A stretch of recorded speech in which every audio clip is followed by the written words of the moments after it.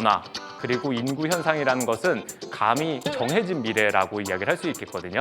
작년에 아이들이 태어난 수가 26만 명인데 나는 반드시 결혼해야겠다라는 생각 갖고 계신 분 한번 있나 손 한번 들어봐 주시겠어요?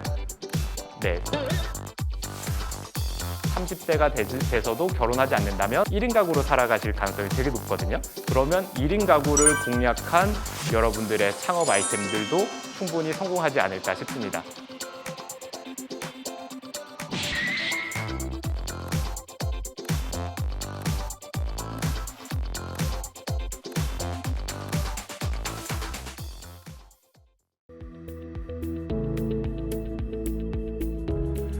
여러분 대단히 반갑습니다. 지성학2 담당 교수 이두형입니다. 네, 먼저 수강생 여러분들 모두 중간고사 잘 보셨기를 바랍니다. 아침 저녁으로 부쩍 추워진 날씨지만은 잠깐이라도 깊어지는 가을의 정취를 마음껏 누리고 즐기는 요즘이 되셨으면 좋겠습니다. 자, 오늘 강연을 본격적으로 시작하기 전에 먼저 잠깐 우리 온라인으로 수강하고 있는 학생들과 잠깐 인사 나눠보도록 하겠습니다. 학생 여러분들 다시 한번 대단히 반갑습니다. 네, 자, 우리 지성학은 중간고사 이후에는 보다 우리 온라인으로 수강하고 있는 학생들이 본 강연에 보다 적극적으로 참여할 수 있도록 강연 중간에 온라인으로 수강하고 있는 학생들로부터 질문을 받을 계획입니다. 자, 웹엑스 채팅창을 통해서 조교가 안내해드리는 대로 여러분들이 궁금하신 점을 마음껏 올려주시면은 강의 후반에 저희가 선별을 해서 학생들을 대신해서 제가 여러분들께 질문을 드리도록 하겠습니다. 자, 중간고사 이후에는 사회환경 분야 총 5분의 명사분들이 강연을 진행해 주실 계획입니다. 그 첫 번째 순서로 오늘은 우리 대학의 사회복지학과 유재현 교수님께서 강의해 주시겠습니다. 그럼 유재현 교수님을 무대로 모셔보도록 하겠습니다. 네, 유재현 교수님에 대해서 제가 간략하게 소개해드리도록 하겠습니다. 유재현 교수님께서는 서울대학교 사회복지학과에서 학사를, 동대학에서 아동가족학으로 석사를, 그 다음으로는 아이오와 주립대학에서 인간발달가족학으로 박사학위를 받으시고 현재 가천대학교 사회복지학과 조교수로 재직 중에 계십니다. 또 학생들과 많은 활동들을 함께하는 가천 ESG 센터장을 맡고 계십니다.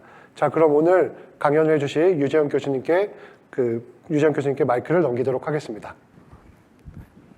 네, 안녕하세요. 방금 소개받은 가천대학교 사회복지학과 교수 유재현이라고 합니다. 여러분들과 이렇게 지성학 강의에서 만나게 돼서 너무너무 반갑고요.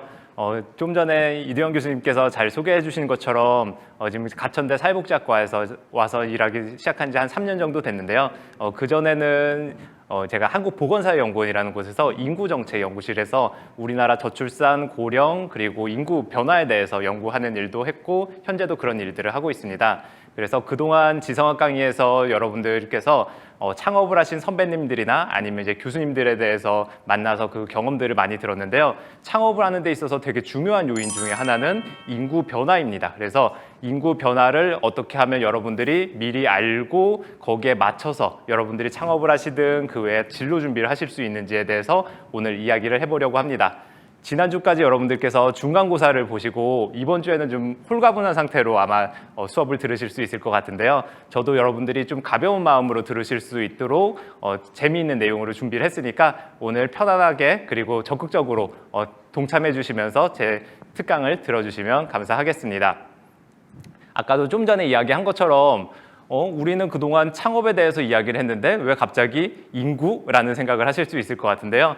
지금부터 제가 왜 그런 이야기들을 하는지 하나씩 이야기를 해보겠습니다.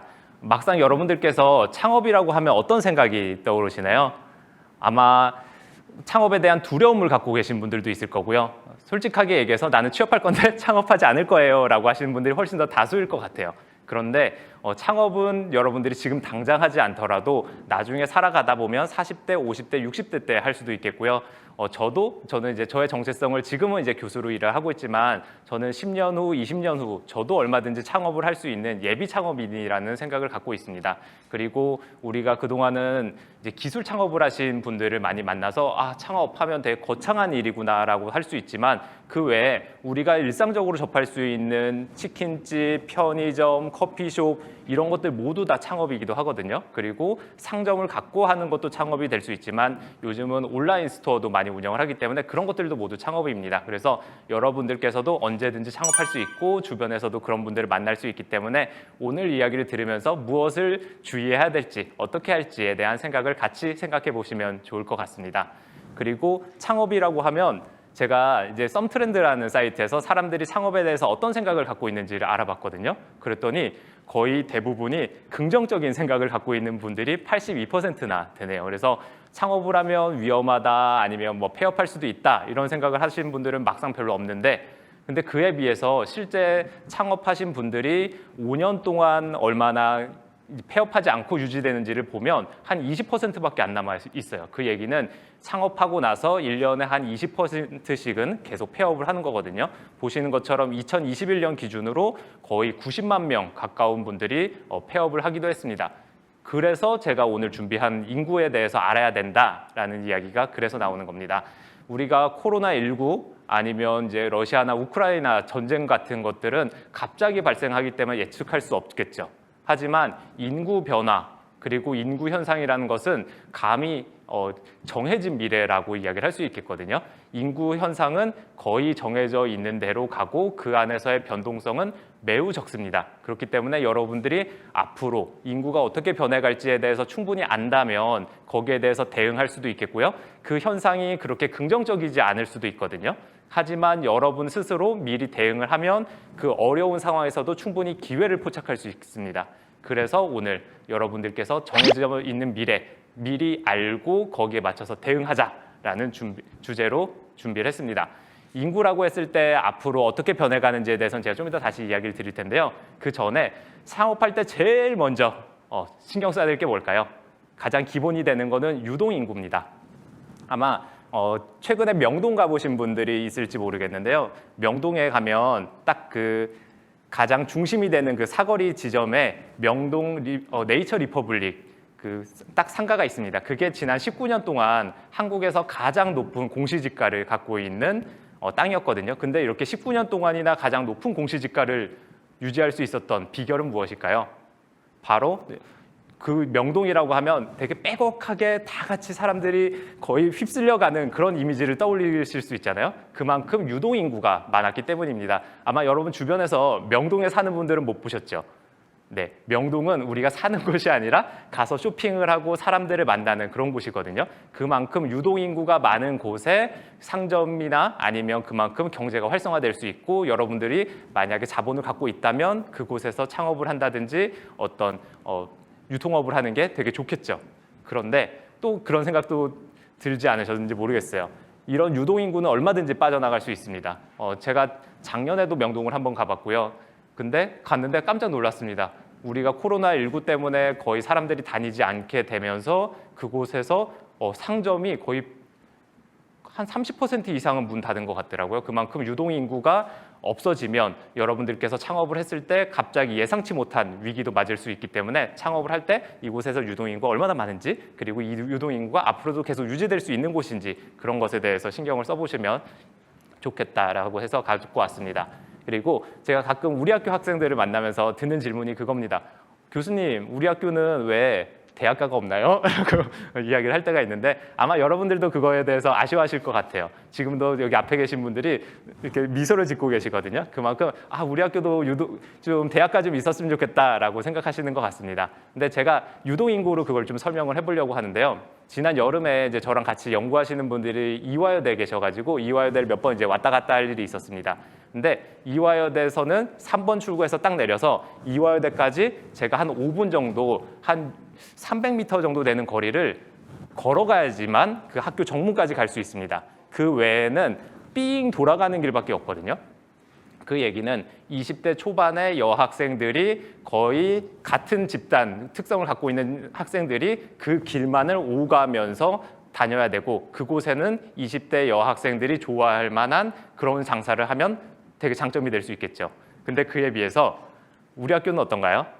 우리 학교는 장점이기도 합니다. 너무 큰 장점이에요. 가천대역 1번 출구로 나오면 제가 이렇게 거리를 재봤는데 비전타워까지 6m인가요? 네, 채 1분이 걸리지 않습니다. 그 안에 우리가 걸어가는 거리 자체가 워낙 짧기 때문에 그 안에서 유동 인구가 발생할 수가 없고 거기에 상가가 들어서는 게 어려운 상황이죠. 그래서 우리 학교 주변에 반경 한 200m 안에 커피숍이 몇 개 있는지를 세봤더니 11개 있더라고요. 근데 아까 이화여대랑 그리고 이화여대역 사이에 있는 그 중간 지점에서 반경 200m 안에 몇 개의 커피숍이 있는지를 세봤더니 69개가 있었어요. 그래서 이런 것처럼 유동인구가 얼마나 많느냐에 따라서 상권들이 발전할 수 있는 것 같습니다. 이 얘기는 앞으로 우리 학교가 뭔가 옮겨가지 않는 이상은 앞으로 대학가가 생기지는 잘 않을 것 같다는 얘기인데요. 그래도 너무 아쉽게 생각하지 않으셔도 될 것 같은 거는 나중에 혹시라도 우리 학교 후문을 복정역이나 아니면 미래 쪽에 내면 그때 가서는 우리가 좀 걸어 다닐 수 있는 거리에 유동인구도 생기고 대학가도 생기지 않을까 기대해 봅니다. 그 다음에 정주 인구에 대해서 좀 이야기를 해보려고 해요. 아까는 명동은 사람들이 살지 않아도 충분히 사람들이 걸어 다니니까 유동 인구가 많으니까 그곳에 상권이 발달했다라고 이야기를 했습니다. 근데 일반적으로는 이렇게 사람들이 다니는 거 말고 정주 인구도 되게 중요합니다. 정주 인구라고 하면 그곳에서 사람들이 사는 인구라고 생각하시면 될 것 같은데요. 정주 인구 측면에서 제일 여러분들이 창업을 하실 때 조심하셔야 되는 곳이 어디냐? 신도시입니다.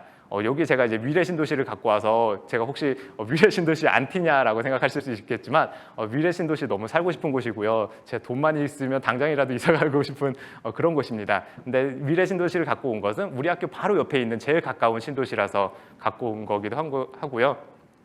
그 외에 전국에는 많은 혁신도시 아니면 세종특별자치시와 같은 신도시가 있는데 그곳에는 사람들이 주중에는 주중에는 그곳에서 머물지만 아니면 주말에는 다시 원래 살던 자기 수도권 쪽으로 이주해서 가기도 하고요. 그리고 직장과 거주하는 곳이 멀리 떨어져 있으면서 상권들이 들어오더라도 이제 주말이면 텅 비거나 아니면 주중에 텅 비거나 그러면서 공실률이 되게 많이 발생을 합니다. 이 안에서는 여러분들이 아무리 좋은 아이디어를 갖고 열심히 일을 하더라도 그만큼의 수요층이 없기 때문에 창업한다면 위험이 발생할 수 있는 거죠. 그래서 이런 것들도 여러분들께서 고려해 보실 필요가 있습니다.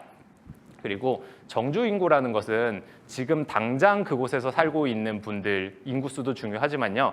나이가 많은 분들, 노인분들이 점점 연세가 들어가고 인간이면 누구나 사망하기 때문에 언젠가는 그분들이 돌아가시고 나면 인구가 점점 감소하는 지역도 있겠고요. 또 반대로 인구가 점점 유입되면서 인구가 늘어가는 지역도 있을 겁니다. 근데 그런 미래에 대한 것도 여러분들이 생각해 보셔야지 됩니다. 지금 제가 여기 갖고 온 지도 하나는 장래 소멸 위험 지역이라고 하는 건데요. 여기에서 빨간색으로 표시되면 될수록 나중에 그 시점이 됐을 때 그곳의 인구가 줄어드는 것을 넘어서서 거의 소멸된다고까지 감히 이야기할 수 있을 정도로 줄어드는 지역입니다. 근데 보시면 어떤가요? 빨간색이 점점 많아지는 걸 여러분들께서 알 수 있으실 거거든요. 그만큼 이런 지역들은 여러분들이 정말 이 지역에서 꼭 해야 되는 아이템이 있으면 그곳에서 창업을 해야 되겠지만 그렇지 않으면 창업을 했을 때 되게 위험도가 점점 높아질 수 있는 곳이다라고 해서 조금 더 노란색이 짙은 곳에서 여러분들께서 창업을 준비하시거나 아니면 다른 진로 관련해서 아니면 여러분들이 사시는 것들도 그곳에서 살면 어떨까 싶습니다. 혹시 이렇게 얘기했을 때 너는 그럼 수도권에서 살고 있어서 그런 거 아니야? 라고 이야기할 수 있지만 저는 이제 지방러거든요. 그래서 지방러로서 더 많이 느끼고 있기 때문에 이렇게 이야기를 드리는 거기도 합니다. 다음 쪽으로도 넘어가 보겠습니다. 그러면 조금 전에는 우리가 이제 수도권 집중화가 점점 심화되고 있고 그곳에서 창업의 기회 아니면 일자리의 기회가 더 많다라고 했는데 그러면 지방에서는 그런 것들을 다 포기하고 살아야 될 것이냐? 그렇지 않거든요. 제가 아까 서두에 분명히 위기는 오고 있기도 하고 그런 것들이 안 좋은 변화일 수도 있지만 여러분들은 그 안에서 기회를 찾을 수 있다고 했거든요. 근데 여기서 기회가 또 나타나기도 합니다. 뭐냐면 과거에 모텔이나 아니면 결혼식장으로 운영을 하는 곳이 폐업을 한다는 것은 안 좋을 수 있지만 그곳을 다시 요양원이나 요양병원이나 이런 곳으로 다시 리모델링하는 그런 기관들이 점점 늘어나고 있거든요. 그 얘기는 여러분들이 어느 업종을 선택하냐에 따라서 그 지역이 여러분들에게 위험을 가져올 수도 있지만 반대로 새로운 기회를 창출할 수도 있는 거기도 합니다. 제가 최근에 공주시, 충남 공주시에 있는 커피숍을 하나 갔다 왔는데 너무 멋지더라고요. 되게 레트로 감성을 갖고 있는 되게 작은 곳인데 되게 센스 있게 꾸며놓은 곳이었습니다. 그래서 그거 운영하는 사장님께 여쭤보니까 그곳은 원래 어르신이 살다가 한 40년, 50년 넘어서 거의 폐허가 된 곳이었는데 자기가 건축사이기도 해서 이곳을 와가지고 리모델링해서 운영한다라고 하더라고요. 그만큼 여러분들이 새로운 기회를 청년으로서 맞을 수도 있는 거겠고요. 또 하나, 조금 전까지는 그 지역의 수요층이 얼마나 되냐라는 측면에서 이야기를 했는데요. 반대로 여러분들이 창업할 때 무엇이 중요하죠? 여러분들과 함께 일할 수 있는 동료들이 얼마나 가까이 있느냐, 아니면 여러분들이 거래할 수 있는, 아니면 협업을 할 수 있는 그런 회사나 이런 것이 얼마나 많이 있느냐도 중요하거든요. 그러면 또 공급할 수 있는 인력, 인재풀이 얼마나 많이 있는 곳인지도 생각해 볼 필요가 있습니다. 근데 아까도 좀 전에 나왔었던 것처럼 수도권으로 점점 집중화가 되고 있는 것을 알 수 있겠죠. 그러다 보니까 최근에는 심지어 우리가 포스코 하면 한국어로 하면 우리가 뭐죠? 네, 포항제철이거든요.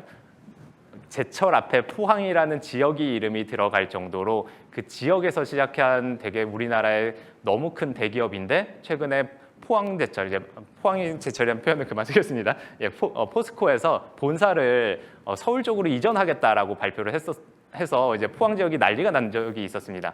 물론 그 과정에서 이제 다시 지역과 논의를 해가지고 최근에는 그 의사는 이제 다시 철회는 한 상황이긴 한데요.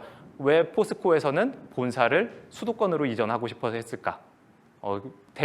제일 먼저 이야기하는 거는 그곳에서 연구소에서 일할 수 있는 우수한 인재들이 포항까지 가서 일을 하고 싶지 않아 하기 때문에 그런 우수한 인력들을 유치하기 위해서는 서울이나 아니면 주변에 있는 경기도, 판교 등으로 이사를 해야겠다라는 판단을 하기도 했다고 합니다. 그래서 이런 것들이 가장 먼저 떠오를 수 있는 기회이기도 한데요. 근데 또 반대로 누군가가 떠나고 나면 그곳에 제가 조금 전에 빈집이 남고 그 빈집을 잘 활용할 수도 있다라고 했는데요. 이제 지자체 차원에서도 청년 인구들을 유치하기 위한 노력들을 하고 있습니다. 대표적으로 경북 의성군 사례를 갖고 오면요. 여기 보이는 지도에서 이 지역이 청년들 오세요. 그러면 우리가 집도 마련해 주고요. 여기서 창업할 수 있도록 인큐베이팅 시스템도 하고요. 또 창업 자금도 지원하고 청년들끼리 네트워크도 형성해 드리겠습니다 하는 이런 공간들이 마련이 되고 있거든요. 그래서 의성군 사례를 갖고 왔지만 의성군이 아닌 다른 지역에서도 청년들 여러분들에게 창업의 기회를 제공하기 위한 것들을 많이 마련하고 있습니다. 근데 이런 것들은 오히려 서울보다 인구가 점점 줄어들고 청년이 적은 지역에서 더 적극적으로 하고 있거든요. 그러니까 여러분들께서 그런 기회를 청년으로서 훨씬 더 적극적으로 활용하시는 것도 저는 가능할 것 같습니다. 그리고 혹시 최근에 양양 다녀오신 분 없으세요? 양양이라고 하면 여러분들 혹시 떠오르는 거 없으신가요? 예, 양양의 요즘에 유행이 서핑이 유행입니다. 예, 서핑 산업이 불과 한 5년 전까지만 하더라도 우리가 거의 생각하지 않았었던 취미인데 서핑을 하기에 되게 유리한 자연 환경을 갖고 있고 양양 정도 되면 서울에서 가는데 한 2시간 반, 3시간 이내에 갈 수 있거든요. 그러니까 그만큼 사람들이 왔다 갔다 할 수 있고 그 안에서 이제 서핑을 할 수 있는 하나의 클러스터, 하나의 동네, 하나의 상권이 형성되면서 되게 지방에 있는 강원도에 있는 작은 중소도시임에도 불구하고 새로운 기회가 또 열리기도 한 거죠. 이런 것도 잡아보실 수 있을 것 같습니다. 그리고 지난 2년 반 동안 저도 이제 코로나19로 인해서 원격 수업을 많이 했는데 여러분들도 모두 그러시잖아요. 근데 아마 여러분들 부모님이나 아니면 주변의 선배들을 보면 직장에 취업했는데 출근하지 않고 집에서 노트북이나 이렇게 일을 하시는 분들 많이 볼 거예요. 아니면 집에서 일하지 않고 커피숍에서 수업을 듣거나 커피숍에서 일하는 경우도 되게 많거든요. 근데 이렇게 일할 수 있는 분들은 이제는 딱 사무실 공간에서만 일하는 것이 아니라 코로나19가 끝나고 나서도 얼마든지 일주일, 한 달, 2달씩 지방에 가가지고 그곳에서 자연을 즐기면서 일을 할 수 있는 유연근무도 할 수가 있습니다. 이제 오른쪽에 보여지는 그림이 그런 건데요. 제주도에서 실제로 이렇게 워케이션 아니면 딱 일주일 동안 와가지고 일을 하면서 근무할 수 있는 이런 장소들도 점점 제공하고 있거든요. 근데 여러분들께서도 이런 것들을 직접 운영하거나 아니면 이런 곳에 가서 창업을 하는 것도 괜찮겠죠. 카카오도 본사가 제가 알기로 제주도에 있는 것으로 알고 있거든요. 그리고 저와 최근에 한번 만나서 이야기하신 분도 카드 회사 다니시는 분인데 한 달 동안 제주도에 가서 이제 낮에는 수영도 하고 밤에는 이제 워케이션 일을 하면서 이제 한 달 동안을 보낸 분들도 있었습니다. 그런 생활 인구라는 수요도 생기는 거고요. 제가 조금 전에 이제 관계 인구라고 써놨는데 이게 이제 생활 인구입니다. 하나의 지역에 우리나라에서는 주소지를 하나밖에 허용하지 않기 때문에 한 곳에 주소지를 두고 살아야 되지만 우리가 주말에는 뭐 어느 지역에 가가지고 주말 농장을 한다든지 아까 얘기한 것처럼 어떤 취미 생활을 하고 주중에는 다시 직장에 와가지고 일을 할 수도 있겠고요. 그런 것들을 한 달 동안 제주도 가서 살 수도 있겠고 이런 것들이 점점 이제 다양한 기회들이 생길 수 있거든요. 그래서 여러분 고향이 혹시 지방이면 내 지방에서는 혹시 이런 것들을 청년이든 중장년 분들을 수도권에 계신 분들을 올 수 있게 할 수 있는 기회는 무엇이 있을까 한번 생각해 보시면 좋을 것 같습니다. 그리고 이제는 직장 아까는 그냥 인구, 정주 인구 자체가 중요하다라고 얘기했는데 좀 더 세분화해서 보면 그 일하시는 분들 아니면 거기서 생활하시는 분들이 어떤 특성을 갖고 있는지도 여러분들께서 생각을 해보실 필요가 있습니다. 우리 학교랑 제일 가까운 두 지역, 대표적으로 사람들이 되게 살고 싶어하는 곳이 어디죠? 위례랑 분당, 판교인데 판교가 결국은 이제 분당이잖아요.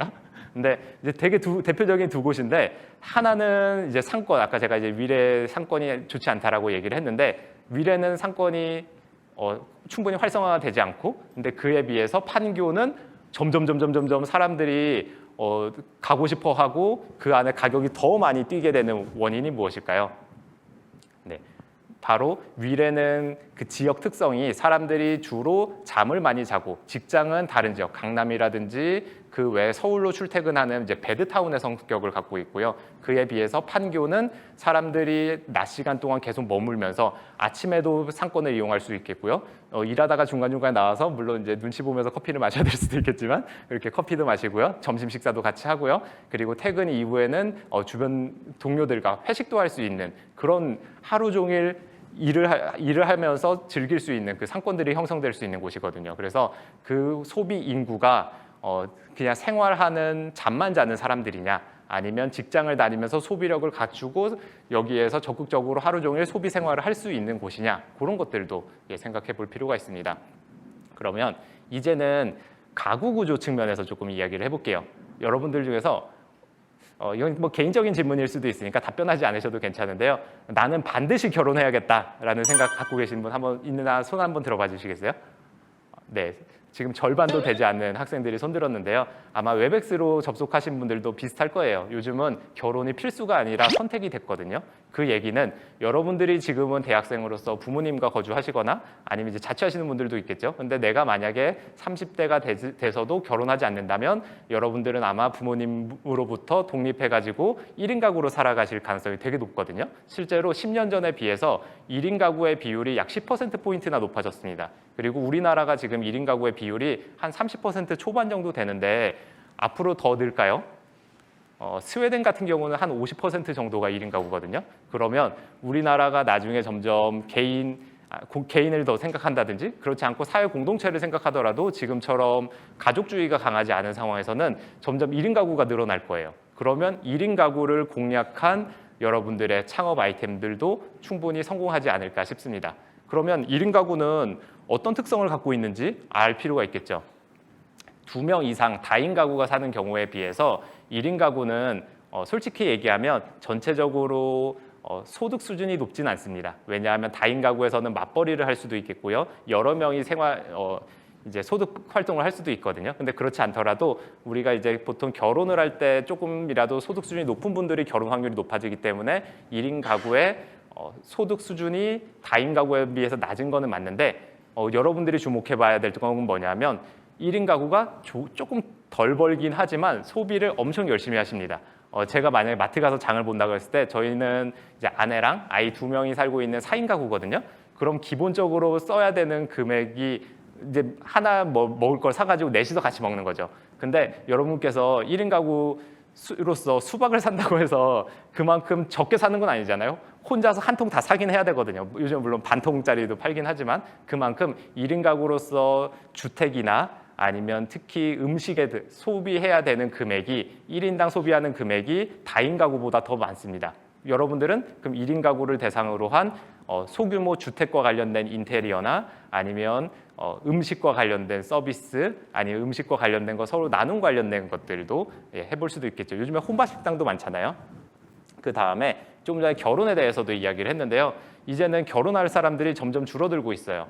제가 이제 83년생인데 올해 40살이 됐는데 83년생 남자들의 3분의 1이 결혼하지 않았고요. 그리고 여자는 4분의 1이 결혼하지 않았습니다. 그리고 88년생, 지금 35살 됐는데 저희 83년생보다 훨씬 결혼을 하지 않았습니다. 그리고 최근 들어서 나타나고 있는 트렌드는 결혼을 늦추는 게 아니라 결혼을 평생 하지 않겠다라고 하는 비혼이 훨씬 많아지고 있습니다. 그럼 어떻게 하죠? 혼자 살아가야 되거든요.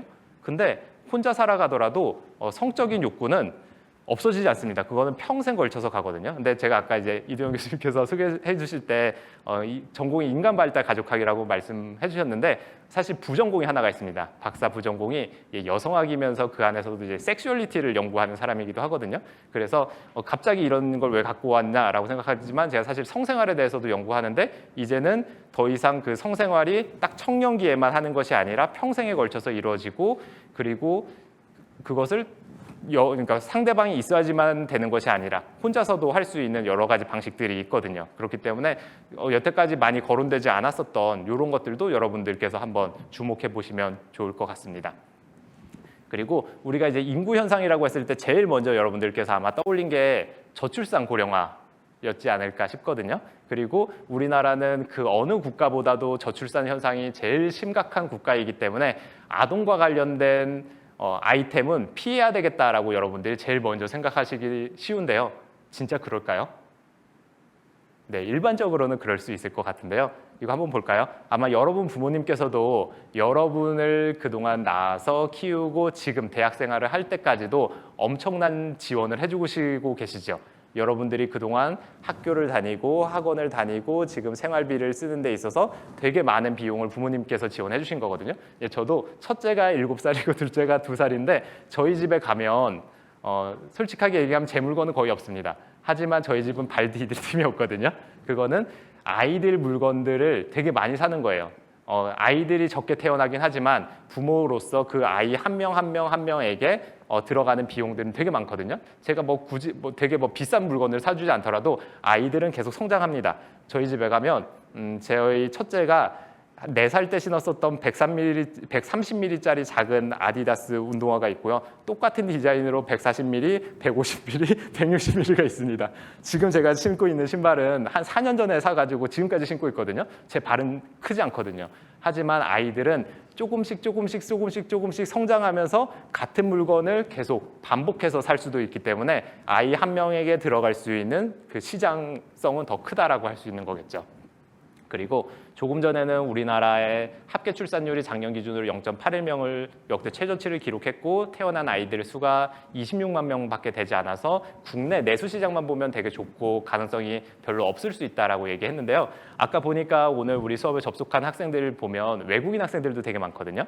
근데 이런 한국의 현상이 되게 낯설 거예요. 왜냐하면 여기 전체 이제 전 세계 지도를 봤을 때 우리나라처럼 합계 출산율이 1.0 이하인 나라는 우리나라밖에 없겠고요. OECD 평균 기준으로 하더라도 한 1.3에서 한 1.5 정도 그 나라는 조금씩 줄어들고 있긴 합니다. 하지만 그 외에 신흥 국가들 대부분의 국가에서는요.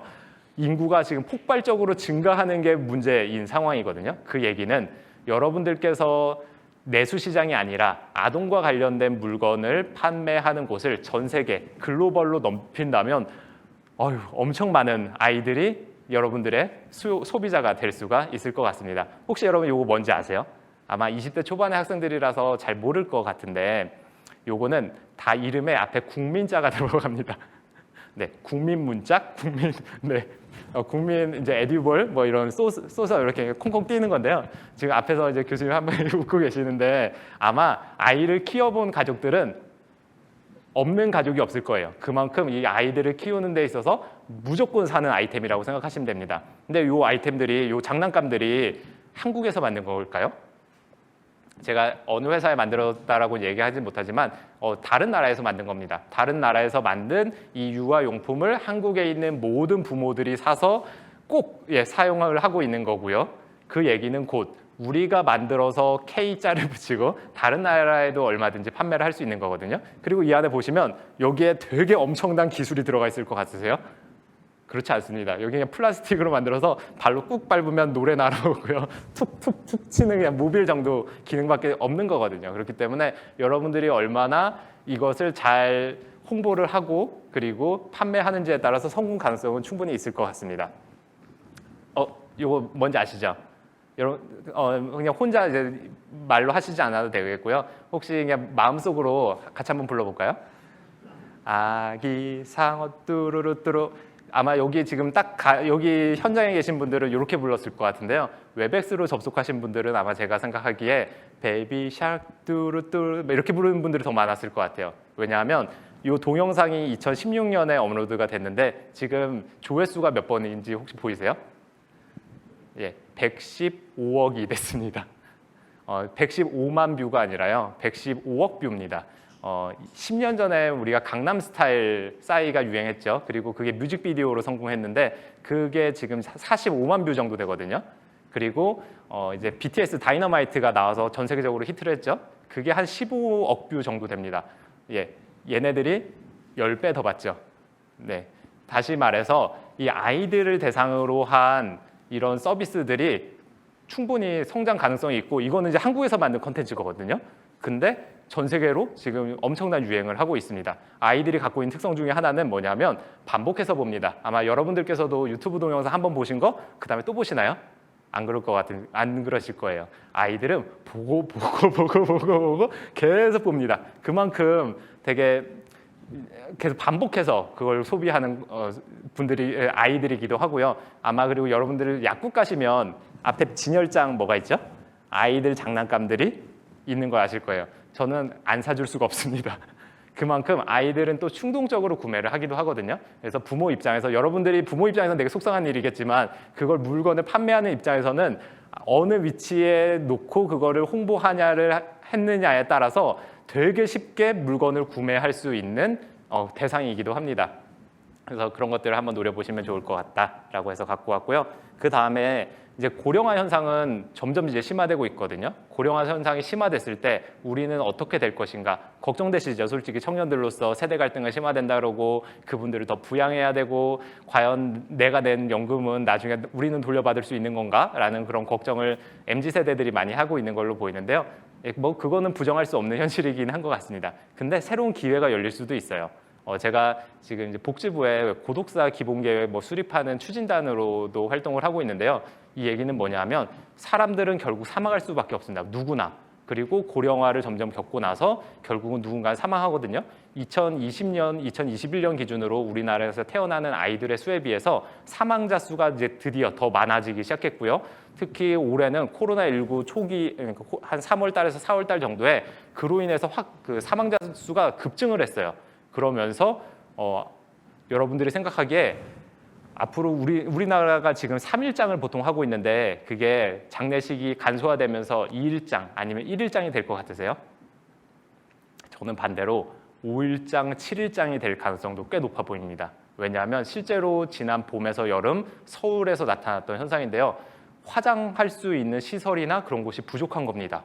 그래서 사망을 하셨는데 그 시신을 당장 화장하고 그럴 수 있는 서비스를 받을 곳이 부족한 거예요. 그래서 그 시신을 안치해 놨다가 뒤늦게 5일, 7일 후에야 그 장례를 치르는 일이 생겼거든요. 그 얘기는 앞으로 우리나라에서 사망자 수는 점점 늘어날 건데 그에 비해서 공급하고 있는 서비스는 되게 적은 거거든요. 그리고 제가 좀 전에 이제 고독사 관련된 정책을 만드는 역할도 하고 있다고 했는데 1인 가구로 살다 보면 50대, 60대에 갑자기 돌연사 할 수 있는 가능성이 되게 높죠. 그랬을 때 그 시신 아니면 살던 거주하는 공간 그리고 그분이 쓰던 이제 유류품 같은 것들을 누군가는 정리를 해야 됩니다. 근데 되게 안타까운 일일 수도 있지만 그것이 하나의 새로운 시장이 될 수 있는 거거든요. 실제로 이제 특수 청소라는 것이 몇 년 전부터 새로운 아이템, 창업 아이템으로 지금 주목을 받고 있기도 하고요. 지금 제가 단적인 예로 몇 가지를 이야기 드렸지만 그 외에도 고령화로 인해서 부정적으로 볼 수도 있지만 그 안에서 창업할 수 있는 기회는 무궁무진할 수 있습니다. 좀 전엔 제가 조금 부정적인 측면에서 이야기를 드렸다면요. 이번엔 조금 이제 밝게 한번 이야기를 드려볼게요. 여러분들이 노인에 대해서 갖고 있는 이미지는 어떤 것인가요? 거의 백발에 허리 굽고 그리고 건강 상태 좋지 않은 노인분들이 아마 떠오르긴 할 거예요. 뭐 부정할 수는 없는 현상이긴 합니다. 보통 이제 노인은 한 분당 평균적으로 갖고 있는 만성 질환이 한 3개 정도 되고요. 그리고 복약하시는 약물 개수가 하루 평균 한 6개 정도 된다고 하더라고요. 근데 저도 이런 얘기 좀 그런데 근데 그냥 뭐 얘기를 했으니까 안 할 수는 없으니까 10년 전부터 이제 탈모약을 먹고 있거든요. 근데 10년 전부터 먹고 있는데 그 한 달에 약값이 한 5만 원 들어가요. 근데 그럼 10년 동안 제가 얼마나 썼겠어요? 1년에 한 60만 원 썼겠고 10년 동안 한 600만 원 넘게 썼겠죠. 제가 그 약을 끊을 수 있을까요? 저의 머리를 지키기 위해서는 제가 한 70대, 80대가 됐을 때까지 계속 먹겠죠. 근데 다른 노인들도 마찬가지입니다. 한번 약물을 복용하기 시작하면 여러분처럼 감기 걸렸을 때처럼 며칠 먹고 마는 게 아니라 평생에 걸쳐서 계속 그 약을 복약하셔야지 되고요. 그리고 약을 드셔야 되는 개수는 점점 늘어납니다. 그만큼 이제 시장이 형성되는 거거든요. 잠깐 이제 약간 부정적인 측면에서 얘기를 드린 것 같은데 다시 좀 긍정적인 측면으로 얘기를 드리면요. 과거에 여러분들이 갖고 있었던 노인에 대한 이미지보다 최근에는 훨씬 건강하고 그리고 경제적으로 넉넉하고 그리고 고학력의 전문성을 갖고 있는 노인분들이 점점 늘어나고 있습니다. 이분들이 여러분들 혹시 내 이름으로 된 집 갖고 있다 하시는 분 있으세요? 네, 여기에는 일단은 금수저는 없거나 아니면 다들 겸손하신 것 같은데요. 20대 때는 평균적으로 10% 정도만 자가주택을 소유하고 있어요. 아마 부모님이 이제 주택을 소유하고 계시겠죠. 30대가 되면 한 40% 정도로 높아지거든요. 근데 50대, 60대, 70대가 되면 자가주택을 소유하고 계신 분들의 비율이 70%가 됩니다. 그 얘기는 요즘에 집값 얼마인지 아시겠죠? 그만큼 이분들이 갖고 있는 물론 이제 소비를 많이 하시진 않는데 자산 가치는 여러분들보다 훨씬 높은 자산을 갖고 계신 거예요. 그런 분들이 있고 그리고 여러분의 부모님 나이대인 40대 중반부터 한 50대 중반 정도 되시는 분들은 아마 여러분들과 카카오톡도 사용하시고요. 사진도 찍고 서로 보내기도 하고 이런 업무를 얼마든지 이제 디지털로 하실 거거든요. 그런 전문성도 갖고 계시기도 한 겁니다. 근데 그런 분들이 우리나라에 점점 늘어날 겁니다. 현재 노인분들이 과거에는 무학이었거나 초등학교 정도까지만 나오셨던 분들이고 최근에 있는 분들이 중학교에서 고등학교 정도의 학력을 갖고 계신 분들이라면 앞으로 여러분의 부모님 세대에서는 고등학교, 대학교 이상의 학력을 갖고 계신 분들이 점점 노년기에 진입하게 될 겁니다. 그렇게 됐을 때 이분들이 큰 시장이 될 수 있거든요. 제가 하나 이제 단적인 예로 여기서 보여드리면요. 지난주에 어디 이제 심사하는 자리에 갔다 왔어요. 그 심사하는 자리가 이제 노인과 장애인을 대상으로 하는 이제 뭔가 시설이나 아니면 제가에 센서를 설치해 드리는 거였거든요. AI 스피커나 아니면 활동 감지 센서나 아니면 이분이 낙상을 했을 때 그런 것들을 감지하고 응급 상황이 됐을 때 알림을 119에 보내주는 그런 센서 사업을 설치하는 곳에 갔는데 누가 왔게요? 어느 회사에서 지원을 했을까요? 그걸 하겠다라고.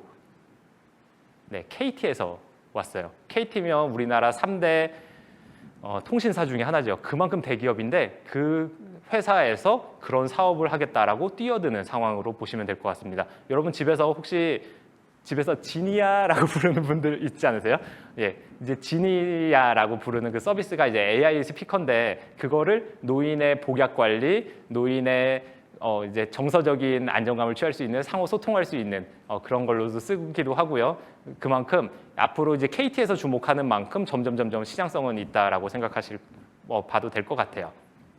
그리고 좀 더 건강이 안 좋아진 분들이 이용하실 수 있는 서비스로는 되게 보면 저거 뭐지? 장난감인가 싶으실 거예요. 근데 저게 이제 AI 기능이 갖고 있는 인지 기능 프로그램을 할 수 있는 로봇이라고 생각하시면 될 것 같습니다. 그리고 가운데 이제 작은 인형 안고 계신 할아버지 할머니 계시잖아요. 저 인형 이름이 효돌이 효순이거든요. 쟤도 그냥 평범한 인형이 아니라 이제 되게 높은 기술을 갖고 있는 그런 로봇입니다. 그리고 이것들이 나중에 데이터로 형성이 되고 이분과 상호 소통을 하면서 축적된 그 라이프 로그나 아니면 그 빅데이터가 나중에 엄청난 시장성을 갖고 있는 부가가치를 보일 수 있는 거죠. 여러분들이 사용하는 페이스북이나 이런 데들이 어떤 물건을 판매하는 회사들이 아닌데 메타라고 하는 그 회사들이 여러분들이 소비 패턴이나 여러분들의 생활 패턴에 대한 정보를 가지고 그걸 광고주에게 팔아가지고 수익 모델을 남기는 거거든요. 그래서 이런 기회들도 있을 거고요. 실제로 이게 너무 먼 훗날이 아니냐라고 생각할 수 있지만 이미 양천구 치매안심센터 아니면 여기 왼쪽은 그 용산구였었던 것 같은데 용산구 치매안심센터 아니면 우리 학교 바로 옆에 있는 수정중앙노인조공합복지관 이런 데 가면 모두 다 AR, VR 프로그램을 할 수 있는 교육실 그리고 그런 장비들을 갖추고 있는 것이 이미 현실입니다. 네, 그렇기 때문에 여러분들이 당장 뛰어들어셔도 된다라고 보고요. 그 다음에 이제 저희 부모님도 이제 시간이 많이 남으시죠. 65세 넘어가서 이제 노년기에 접어드셨는데 그 전까지는 활발하게 일을 하시던 분들도 노년기에 접어들게 되면 시간이 많이 생깁니다. 그럼 뭐 하죠? 취미, 여가, 문화생활 하셔야 되죠. 그만큼 그분들이 과거에는 소득 수준이 높지 않거나 그런 분들이 노년기에 접어들었을 때 돈이 없어서 그냥 난 텔레비전만 봐야지라고 하는 분들이 다수였는데 지금은 내가 적극적으로 내 취미 생활을 누리겠다라고 하시는 분들이 점점 늘어나고 있고 그걸 할 수 있는 경제력과 건강 수준을 갖고 계시거든요. 그러면 그분들이 엄청난 큰 시장이 될 수 있는 거예요. 2021년 기준으로 현재 노인 인구의 비율이 한 17% 정도 되는데 앞으로 2024년, 지금부터 2년도 안 남았죠. 한 1년 반만 있으면 그 인구가 1,000만 명이 됩니다. 작년에 아이들이 태어난 수가 26만 명인데 노년 인구가 1,000만 명이 되고요. 앞으로 그 우리나라 전체 인구에서 차지하는 노인 인구의 비율은 한 43%까지 높아진다고 하거든요. 그러니까 앞으로 끝없이 이 시장은 커질 수밖에 없는 게 정해져 있는 거예요. 그리고 이거 한 벌써 2년 정도 전의 것이라 조금 오래되긴 했는데 이제 여기에 있는 나훈아 가수께서 콘서트를 했는데 시청률이 저한테는 되게 충격적인 시청률이었거든요. 그 당시에 한 20% 가까이 나왔었던 것 같아요. 순간 시청률은 그것보다 더 높았습니다. 근데 최근에 여러분들께서 텔레비전도 많이 보고 하시겠지만 그만큼의 시청률을 기록하기 힘들거든요. 제가 어제 한 수업에서 학생들이랑 요즘에 어떤 예능 좋아해요? 라고 했을 때 학생들이 환승연애 둘을 소개시켜줘가지고 되게 재밌게 보고 그 시청률을 봤는데 그런 것들은 한 2%가 나오지 않더라고요. 그리고 지난주부터 재밌게 봤던 쇼미더머니 이제 10일 봤는데 지난주 시청률이 1.8% 정도 나왔어요. 근데 그것과 비교했을 때 미스터 트롯, 미스트롯 어떻죠? 시청률이 어마어마합니다. 한 30% 넘게 나갔던 걸로 알고 있고요. 그만큼 이 시장 이제 가수들에 대한 시장도 점점 커지고 있다라고 할 수 있고요. 저는 이제 아침에 제 이어폰을 끼고 맨날 들으면서 오는데 새벽에는 스트리밍을 잘 안 듣습니다. 왜냐하면 임영웅 씨가 3년째 버티고 내려가질 않습니다. 줄을 쭉 세우거든요. 그만큼 이제 총공격을 하는 새벽 시장에 어르신분들이 진짜 많고요. 저희 장모님도 열심히 함께 총공격을 하고 계십니다. 이제 마지막으로 여러분한테 드리고 싶은 얘기는 뭐였냐면요. 아까 인구는 결국 변화되고 그 변화되는 모습은 서서히 변해가는데 변해가는 방향이 이미 정해져 있다라고 얘기를 했어요. 그것이 저출산, 고령화라는 것이 긍정적이지 못한 방향으로 청년 세대에게 가고 있는 것이 사실입니다. 그래서 여러분들은 그럼 그걸 암울하게만 생각할 것이냐? 그렇지 않다라는 얘기를 하고 싶었어요. 변해가는 거는 맞다. 근데 그 안에서 여러분들이 그 변화를 잘 알고 있고 그 안에서 내가 어떻게 하면 위험을 피할 수 있고 어떻게 하면 기회를 잡을 수 있는지를 안다면 여러분들은 충분히 창업 아니면 취업 그 외에 여러분의 어떤 진로에서도 성공할 수 있는 기회를 가능성을 높일 수 있을 거라고 생각해서 제 설명은 여기까지 마치도록 하겠습니다. 예, 잘 들어주셔서 감사합니다. 혹시 질문이 있는 학생들도 있을 것 같은데요. 질문이 있는 학생 있으면 질문해 주시면 좋겠습니다. 네, 말씀하세요. 네, 안녕하세요. 관광경영학과 1학번 황윤아입니다. 고령화가 진행됨에 따라 어느 정도 수요가 보장되면서 웰니스 산업의 전망이 좋은 것 같습니다. 하지만 젊은 세대의 파급력 또한 무시하지 못하는데 예를 들어 MZ세대들이 새로운 트렌드를 이끈다던가 아니면 이들이 주목한 기업들이 소비 또는 불매의 대상이 되는 걸 보고 기업들이 MZ세대의 소비 행태에 대해 분석하는 것이 필수가 되었습니다. 고령화가 진행되면서 젊은 세대의 수가 줄어들면서 줄어들어도 이러한 파급력은 유지되거나 혹은 수가 적어짐에 따라 더 커지지 않을까 생각이 드는데 이에 대한 교수님의 의견이 궁금합니다. 네, 좋은 질문이었고요. 저도 그랬으면 좋겠습니다. 네, 여러분들은 듣기 기분이 나쁠 수도 있지만 저도 MZ 세대거든요.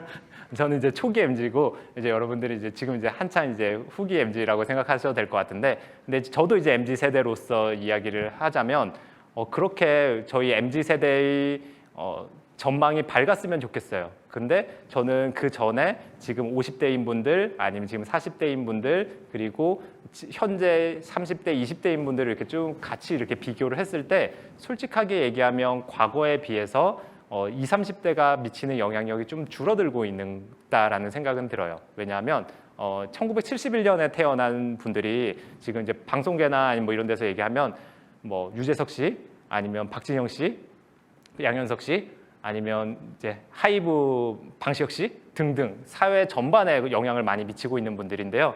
그분들의 인구수가 한 해에 한 100만 명 태어나셨거든요. 그리고 그분들이 여전히 제가 좀 전에 이야기 드렸었던 것처럼 일선에서 물러나는 게 아니라 그 누구보다도 더 활발하게 활동을 하고 있어요. 근데 방시혁 씨가 돈이 많을까요? BTS가 돈이 많을까요? 그렇게 봤을 때 BTS가 활동을 하지만 이제 그 영향력은 BTS가 미칠 수도 있지만 이제 더 영향을 더 크게 미치는 거는 이제 50대인 그런 인구수인 것 같고요. 지금 제일 많은 인구수가 몇 살 정도 된 분들이 인구수가 제일 많을까라고 하면 지금 벌써 이미 50대가 됐거든요. 50대가 제일 많고요. 그 다음에 40대가 많아요. 그래서 최근 들어서 이제 청년 세대에 대한 이제 관심도 많이 늘어나고 지원도 많이 늘어났는데 사회복지 교수로서 청년에 대한 최근에 이제 청년 기본법도 만들어지고 지원이 점점 늘어나고 있거든요.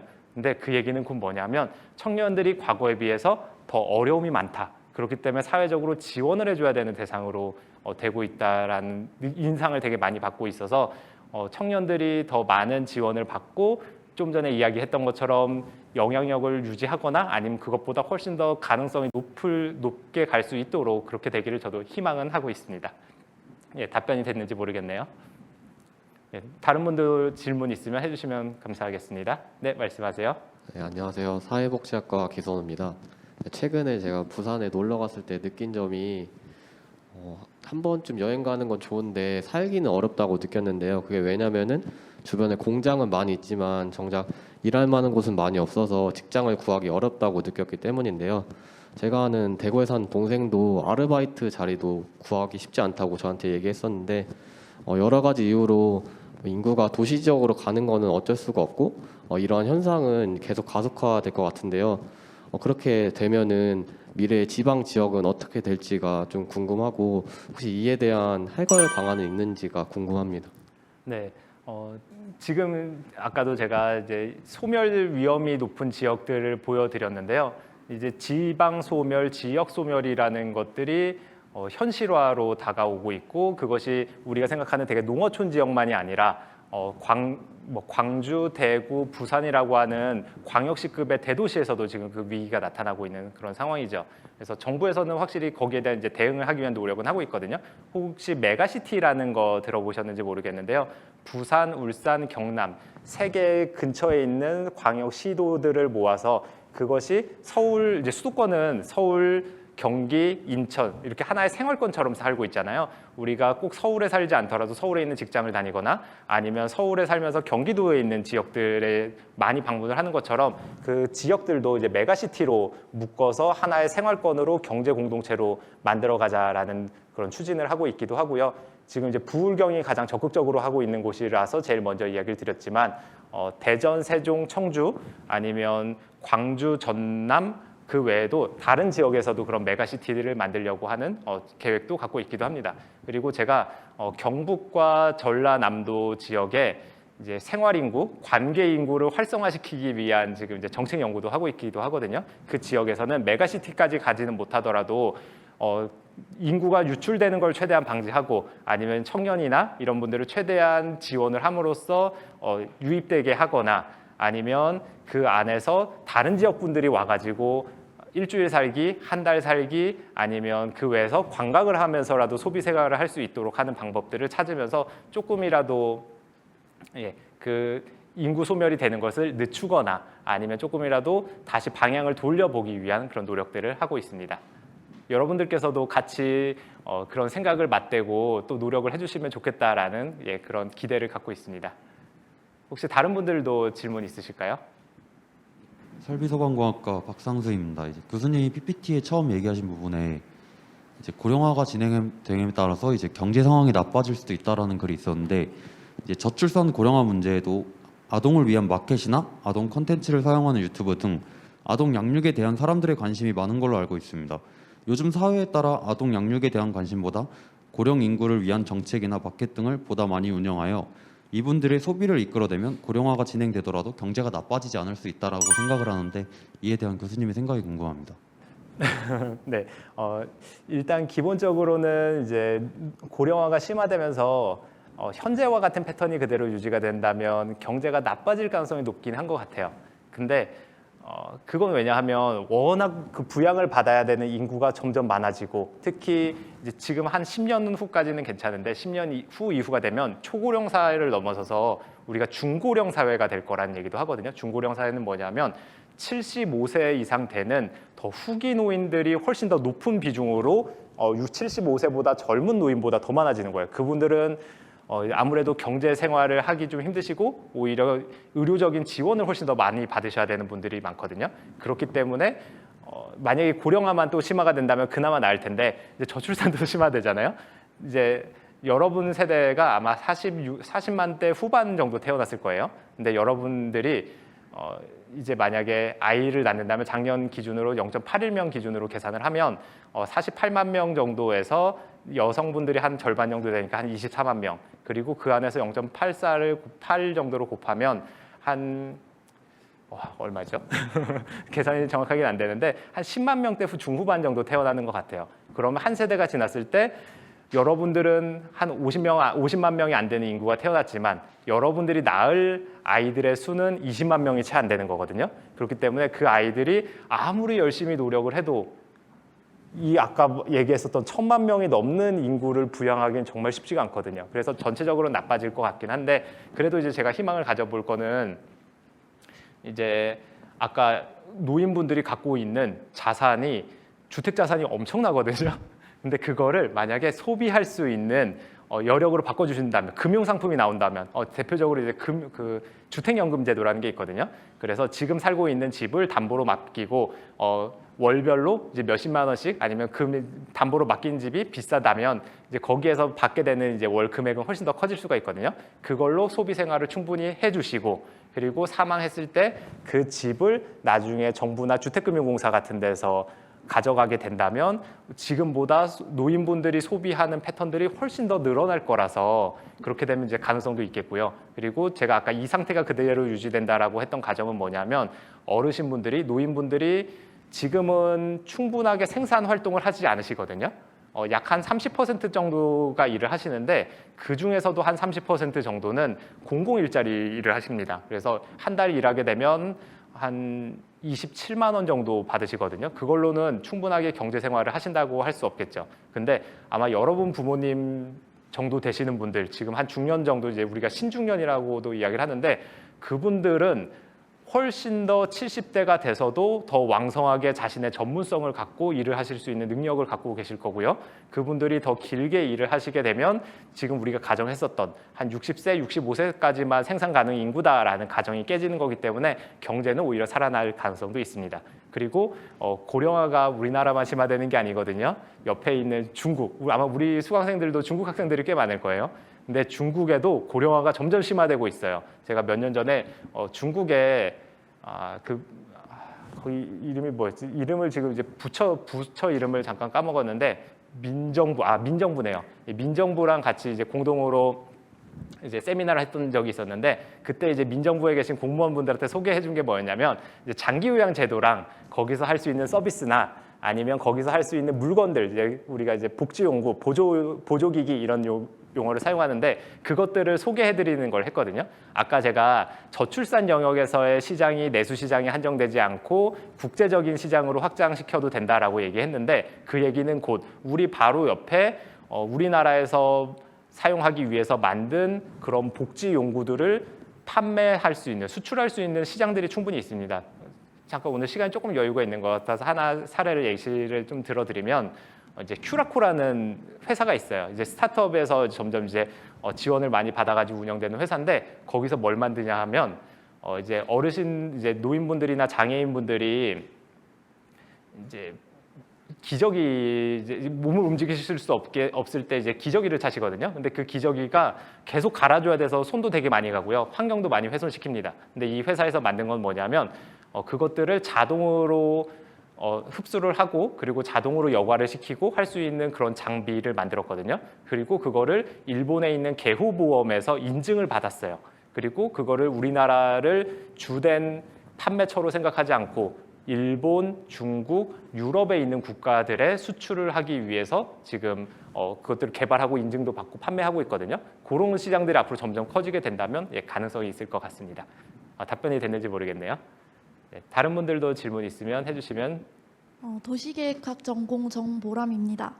언급하신 인구의 고령화는 다양한 문제를 수반하고 결과적으로 경제, 사회적 영향 가운데 노동력과 노동시장에 가장 직접적인 영향을 미칠 것이라고 생각합니다.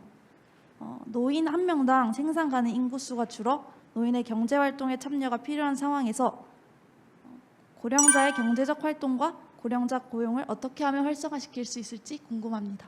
네, 그에 대한 지원을 지금도 이제 최근 들어서 많이 하고 있고요.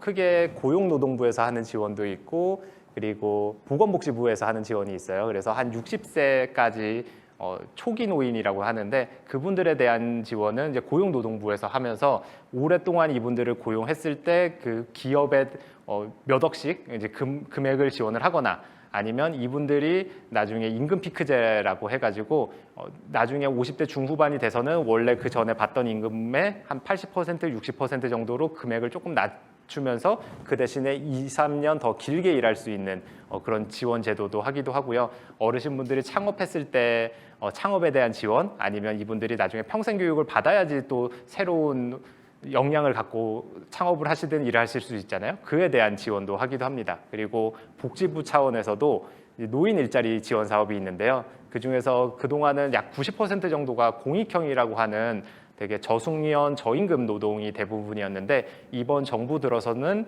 그것보다는 사회 서비스형이라고 한다든지 아니면 민간형이라고 해서 얼마든지 더 많은 수익을 올릴 수 있고 더 전문적인 능력을 갖고 더 길게 일할 수 있는 그런 지원 제도들도 많이 만들고 있으니까요. 아마 여러분들도 거기에 대해서 더 관심을 많이 갖고 함께 해주시면 좋겠다라는 생각이 듭니다. 서포터즈 학생들 그 좋은 질문들 감사합니다. 제가 그 대본이 없어서 좀 당황스러울 수도 있겠지만은 네. 제가 질문 하나 드려도 괜찮을까요? 네, 좋습니다. 저는 이제 생태학을 연구를 해서 얼마 전에 들었던 합계 출산율이 정말 충격적인 숫자였거든요. 그래서 저출산 문제에 대해서 국가적 차원에서 많은 정책들을 펼치고 있는데 사실 그 실효성에 대해서는 많은 사람들이 의문을 갖고 있는 것 같습니다. 혹시 어떤 정책의 방향들이 그래도 문제 해결에 조금 도움이 될 수 있을지 교수님의 의견을 여쭤보고 싶습니다. 네, 너무 좋은 질문이면서도 어려운 질문이네요. 그리고 참 이걸 대답하기에도 저한테는 되게 죄송하기도 한 것 중에 하나는 지금은 제가 이제 우리 학교에 와가지고 여러분과 같은 대학생들을 가르치고 있지만 그 전에 이제 제가 일했었던 기관이 딱 이 역할을 하는 곳이었거든요. 그래서 저출산 고령사회 기본 계획을 수립하고 모니터링하고 평가하고 또 어떻게 하면 이제 저출산 문제가 완화될 수 있을지 하는 건데 저를 비롯한 저희 동료분들이 충분히 그만큼의 역할을 하지 못했기 때문에 지금 이런 효과가 나타나지 않았을까라는 생각을 하면서도 그래도 이제 열심히 노력은 했거든요. 그래서 변명 같긴 한데 그래도 이제 방향성에 대해서 조금 이야기를 드리면 그동안은 이제 물론 이제 사회적으로 돌봄 지원은 정말 많이 필요하거든요. 그래서 정말 여러 가지 복지 제도들도 되게 많이 늘어났어요. 저희 이제 아이들을 키우는 데 있어서 보육 서비스도 생겼고요. 그리고 이제 돈을 내지 않고 어린이집이나 유치원을 이용할 수 있는 상황입니다.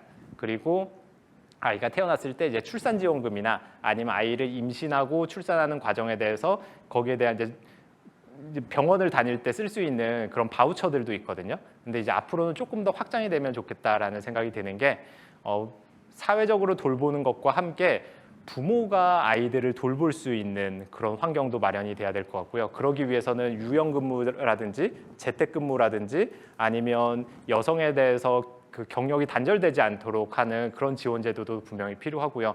그리고 여기 20대 남자 청년들도 되게 많은데 뭐가 제일 어렵다는 생각이 들어요. 아마 넘볼 수 없는 주택 가격이라는 생각이 들 것 같거든요. 근데 그것이 최근에 이제 주택 문제가 청년들에게 정말 큰 어려움이었기 때문에 주택에 있어서 청년들이 그로 인해서 결혼을 포기하거나 아니면 출산을 포기하지 않도록 청년에 대한 주택 지원을 훨씬 더 적극적으로 하는 것이 필요하다고 생각합니다. 그리고 가장 근본이 되는 거는 이제 좋은 일자리이기도 하거든요. 그래서 일자리, 주택, 보육 이런 것들이 모두 다 함께 이루어져야지 될 것 같고요. 이제 제가 마침 얼마 전에 그 CBS에서 살리자고라는 프로그램에서 지금 딱 이도영 교수님 말씀하신 그런 거 관련된 이제 토크쇼를 한 게 있었거든요. 그래서 지난번 거는 9월달에 방송이 됐고 아마 지금 말씀하신 주제는 이제 다음 주 정도에 방송이 될 것 같은데 관심 있는 분들은 나중에 CBS 챙겨 보시거나 아니면 유튜브에 있는 동영상을 보셔도 되니까요. 네, 좋아요, 구독 뭐 한 번씩 해주시면서 네, 관심을 많이 가지고 있다는 거를 우리 모두 다른 사람들에게도 알리면 좋을 것 같습니다. 네, 교수님 답변 감사드립니다. 제가 교수님 전 직장을 디스하려고 드리는 질문은 아닌데 난감한 질문에도 좋은 답변해 주셔서 감사드립니다. 제가 지난 시간에도 클로징 멘트를 신발 관련해서 클로징 멘트를 했었는데 이번 시간에도 제가 그 강연을 듣다가 생각이 나서 그냥 잠깐 우스갯소리로 아까 그 아이 발 크기에 따라서 발이 커서 이제 신발을 많이 사셔야 된다고 말씀하셔서 저는 발이 안 크는데도 자꾸 신발을 사고 있어서 제 스스로의 소비에 대해서 약간 반성을 하는 계기가 됐습니다. 저 역시도 그 전공 자체가 벌레를 연구하기 때문에 굉장히 많은 지방의 소도시를 돌아다니고 있습니다. 실제로 지방에 다닐 때 정말 그 마을의 소멸화 그리고 그런 어려운 고령화들이 눈에 보이거든요. 그러한 문제와 더불어서 지금 연령 구조, 인구 구조 변화에 대해서 정말 시의성 있고 우리가 꼭 알아야 될 주제에 대해서 너무 좋은 강연해 주신 것 같습니다. 좋은 강연해 주신 유지한 교수님께 다시 한번 큰 박수 드리면 감사하겠습니다. 네, 이번 시간에 이어서 다음 시간은 사회 분야 마지막 강연이 이어질 계획입니다. 다음 강연은 서울종합과학대학원의 이병욱 교수님께서 변화하는 돈의 특성과 그러한 상황 속에서 어떠한 창업 그리고 올바른 투자가 무엇인지에 관해서 다음 시간에 이야기해 주실 계획입니다. 그럼 이것으로 7번째 강연을 오늘은 마치도록 하겠습니다. 대단히 감사합니다.